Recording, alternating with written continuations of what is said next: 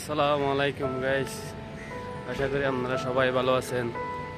আজকে সকাল সকাল 5:20, এখন ঘুম হচ্ছে না, সেজন্য বাইরে হয়ে গেলাম, একটু ঘোরাফেরা করতেছি। তো অনেক ভোর সকালে ওঠা হয় না, আজকে উঠলাম, প্রায় সময় ওঠা হয় না। তো সেই জন্য ওয়েদারটা অনেক সুন্দর লাগতেছে সকাল সকাল। তো আপনাদের সাথে শেয়ার করার জন্য একটা ছোট্ট ভিডিও করা, আশা করি আমার থেকে ভালো লাগবে।